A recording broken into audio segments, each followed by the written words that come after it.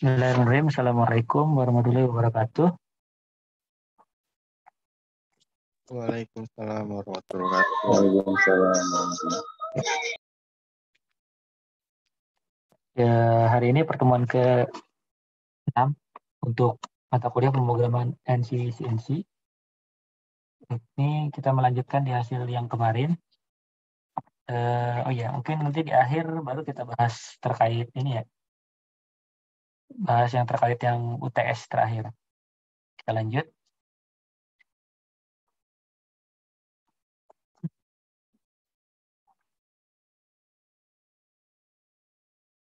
Nah, ini adalah yang minggu lalu sampai minggu lalu atau minggu terakhir kita kurang lebih sudah mempelajari beberapa atau banyak dari pemrograman atau kode-kode baik itu dari G maupun dari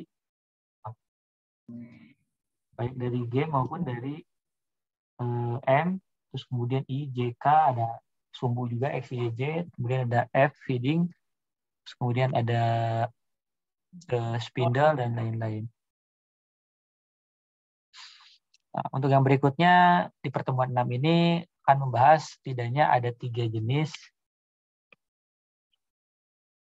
Nah, setidaknya ada 3 jenis ya. Di sini yang satu ini berhubungan dengan cutter composition ya. Cutter composition. Cutter composition di sini dimaksud itu sama seperti kalau pada saat ini pahat tampak atas ya, misalnya menggunakan end mill misalnya pada proses milling itu kan proses pahatnya itu kan bentuknya misalnya dari atas itu bentuknya lingkaran. Nah, sebetulnya pada saat kenapa diperlukan cutter compensation? Nah, itu karena mesin CNC atau controllernya itu mendeteksi si pahatnya itu dari titik tengah.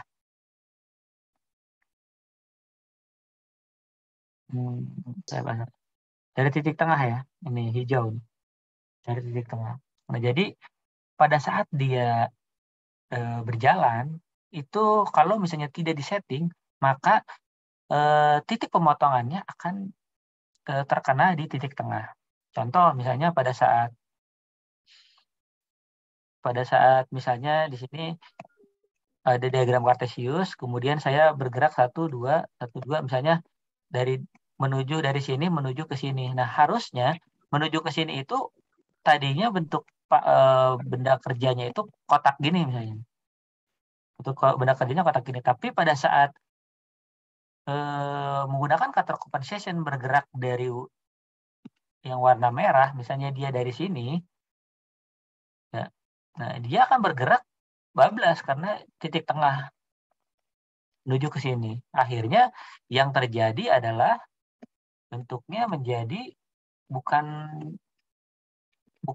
di titik putus-putus ini, tetapi dia akan bablas, dia akan sampai sini nih, sampai sini. Jadi ada yang termakan di antara titik-titik yang ini. Ada yang termakan karena dia mendeteksi adalah koordinatnya bergerak dari titik pusat atau titik tengah dari pahatnya. Maka dari itu perlu dilaksanakan adanya cutter compensation. Kenapa cutter compensation? Karena pada saat pergerakan pahat, biasanya yang menjadi titik pertemuan pemotongan itu adalah bagian ujung.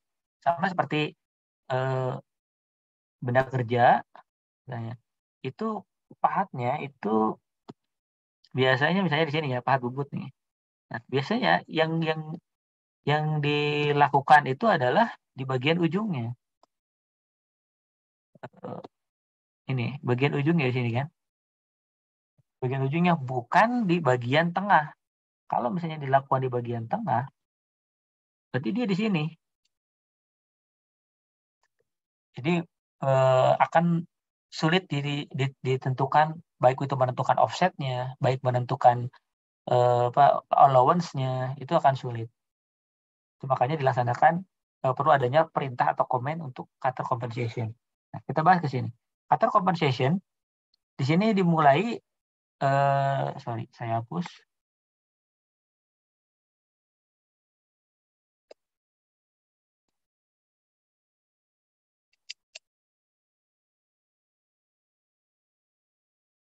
Nah, jadi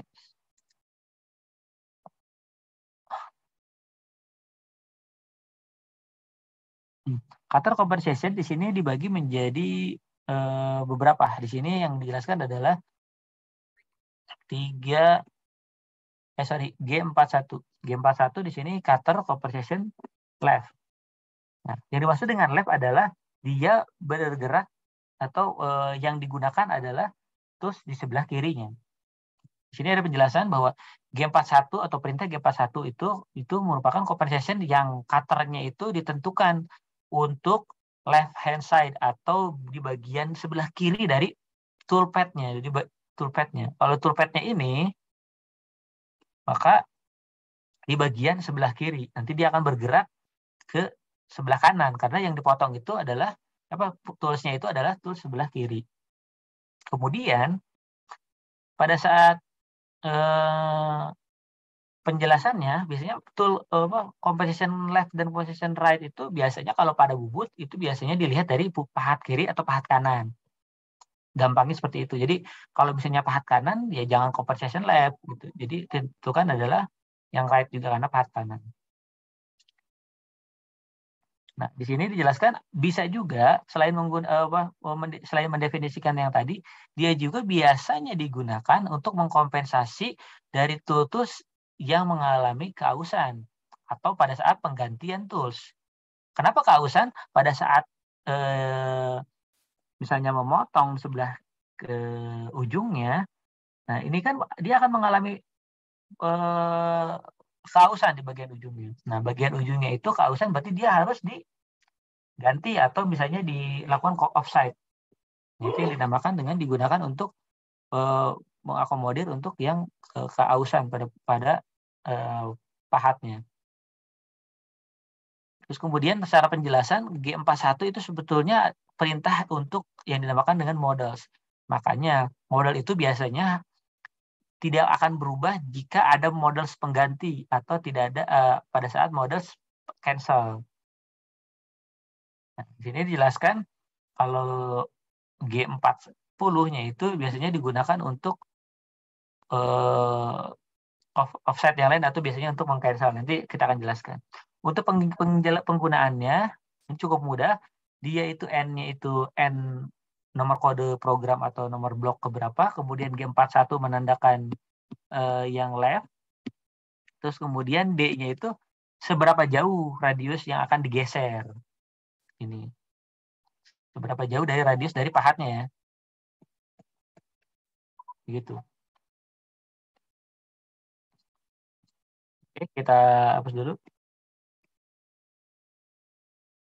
Kemudian pada saat cutter compensation, tadi yang dibilang, lihat, dia di contoh yang sebelah kanan dulu ya, yang ini. Ini, yang gambar 1 yang sebelah kanan.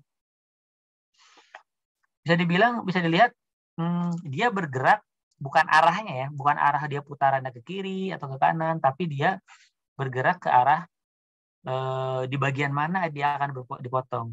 Harusnya kan toolpad-nya di sebelah sini. Makanya dia diganti jadi digeser ke sebelah kiri. Makanya cutter compensation left. Nah, dia bergerak. Lihat, dia bergerak ke arah sini. Yang termakan tetap di bagian benda kerjanya ada di sebelah kiri. Ini juga sama, dia bergerak dari sini. Lihat, yang akan dimakan tergantung dari sudut pandangnya. Kalau kalian dari sudut pandang di sini, oh berarti dia benda kerja toolsnya itu digeser ke sebelah kiri kan, awalnya dia di sini ya. Awalnya di sini dia geser ke arah sini. Berarti dia bergeser pada kiri itu pengertiannya. Tapi kalau misalnya dia berputar ke arah sini, nah kalian tempatkan berarti sesuai dengan arah ininya. Kalau dia berputar ke sana, berarti kita arahnya lihatnya dari sini sama aja. Dia berputar sini, jadi jangan sampai ketukar.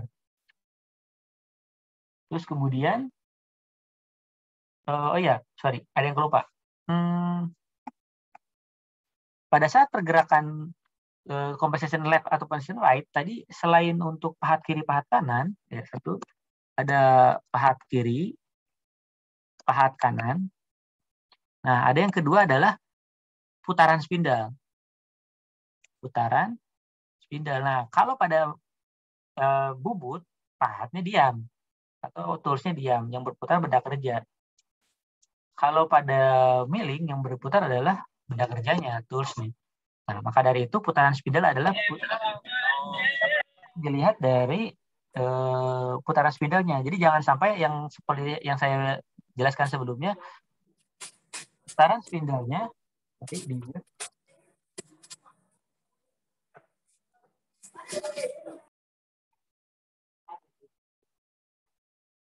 Oke.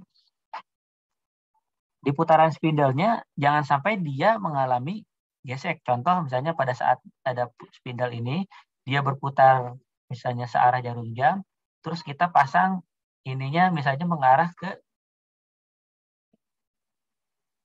misalnya kita arah ke sini. Nah, itu bisa dilogikakan bahwa pada saat dia berputar ke sini, terus ininya ada di sini, berarti otomatis dia akan terpotong. Tetapi beda ceritanya jika pahatnya misalnya berputar searah jarum jam, tetapi ternyata si pahatnya itu di compensation-nya itu di bagian kiri. Nanti akhirnya dia akan mengalami gesek. Dia akan menggesek aja, tidak memotong si benda kerja. Ini kan benda kerja ya. Benda kerja. Terus itu untuk yang jika di milling maupun di bubut. Nah, ini adalah aturannya. Bisa dipengaruhi oleh pahat kiri, pahat kanan, atau bisa dipengaruhi oleh putaran spindle, apakah clockwise ataupun counterclockwise. Kemudian di sini ada contoh simulasi.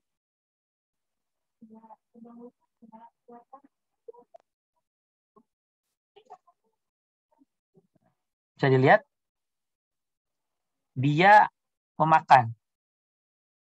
Nah, kita ulangi lagi ya.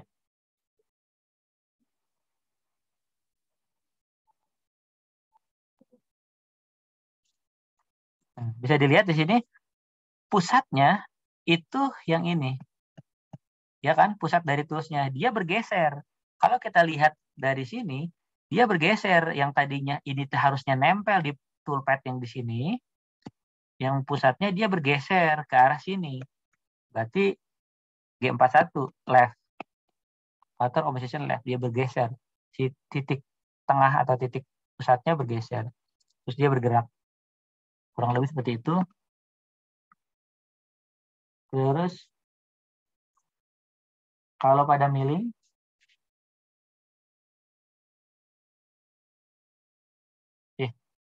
berubah. Bentar.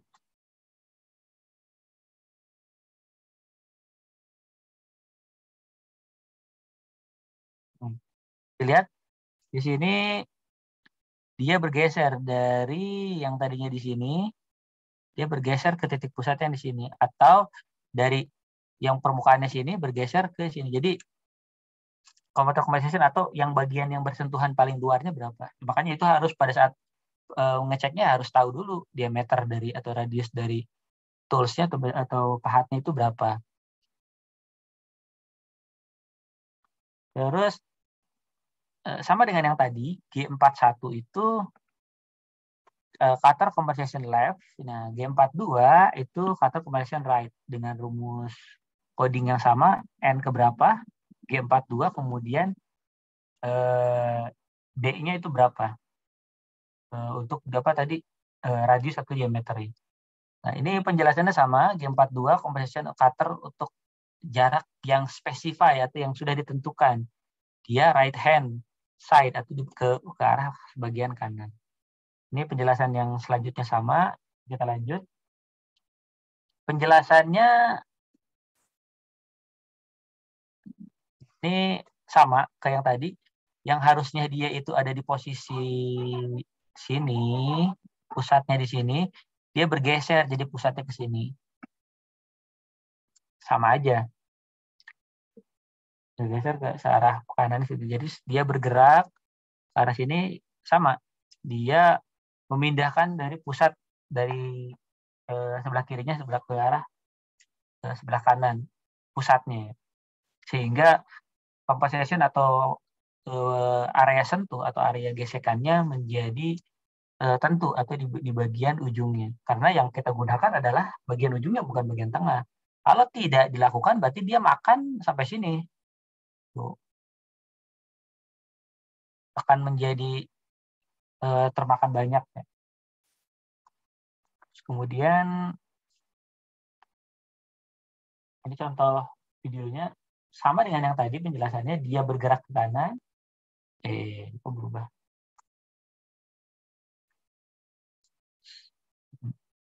Jadi dari sini bergerak ke sini, terus bergerak ini. Jadi area pusatnya ya, yang tadinya toolpad-nya di sini, jadi toolpad-nya dimakan di bagian ujung. Kalau dia mengalami keausan, ya berarti tinggal kita offset, kita dekatkan ke arah toolpad-nya. Tadi kata compensation left, compensation right. Nah, karena dia models, itu harus di cancel. Cancelnya nggak usah pakai D, jadi langsung N, G40 langsung. Nah, di sini dijelaskan bahwa CNC program biasanya ditulis pada tool center pada toolpad ini bawaannya ya, default gitu. Biasanya kalau misalnya ternyata kita cancel, nah otomatis dia kembali ke bagian tengah toolpad-nya mengikuti yang bagian tengah. Nah, di sini kata compensation biasanya digunakan pada center line program itu biasanya sangat sulit. Biasanya harus ditentukan dulu dari awal. Jadi nggak bisa sambil berjalan sambil mengkira-kira itu akan sulit. Nah, ini tadi sudah dijelaskan biasanya compensation tadi digunakan untuk tools yang mengalami keausan. Jadi kita bisa, misalnya ini di bagian luarnya dia sudah mengalami aus nih. Bagian luar ini sudah mengalami aus. Nah, berarti kita tinggal hitung lagi kira-kira dia mengalami keausan berapa, kita offside. Yang tadinya segini, kalau misalnya kata compensation kita akan geser, kita kurangi sebanyak 2 kali. Kenapa dibilang 2 kali? Biasanya kalau misalnya berkurang, kalau misalnya ini 10 berkurang ininya 1, berarti kan otomatis kiri kanan kan ya. Berarti dia berkurang ini 1, ini 1. Berarti setidaknya dia berkurang 2 radiusnya. Jadi mendekatinya 2 kali. Itu misalnya. Kemudian G40 perintah ini adalah biasanya meng-cancel apapun tadi kata compensation, mau G41 maupun G42, maupun compensation left maupun compensation right atau yang kanan. Nah, biasanya kenapa harus di-cancel? Kalau misalnya itu, nah biasanya kita tidak tahu selama penggunaan tools ini, itu biasanya dia sebelumnya itu kita nggak tahu apakah dia itu menggunakan cutter compensation yang mana, apa left, apa right. Makanya, atau misalnya kita lagi gunakan compensation left. Kita gunakan sedang compensation left. Nah, kita nggak tahu nih di pertemuan atau di besok itu yang akan menggunakan mesin CNC itu siapa. Tiba-tiba tidak kita cancel, terus kemudian dia tidak menggunakan cutter compensation. Akhirnya dia seterusnya menggunakan G41, akhirnya bisa nabrak. Gitu. Biasanya ditentukan dulu cutter compensation-nya. Cutter compensation tadi sudah dijelaskan, dia adalah sebuah model, maka harus di-cancel menggunakan G40 jika tidak lagi digunakan. Jadi jangan sampai jika menggunakan model akan terus-menerus. Jadi khawatir akan nabrak gitu, dan lain-lain. Oke, sampai sini saya rasa cukup untuk cutter compensation. Ada pertanyaan, silakan.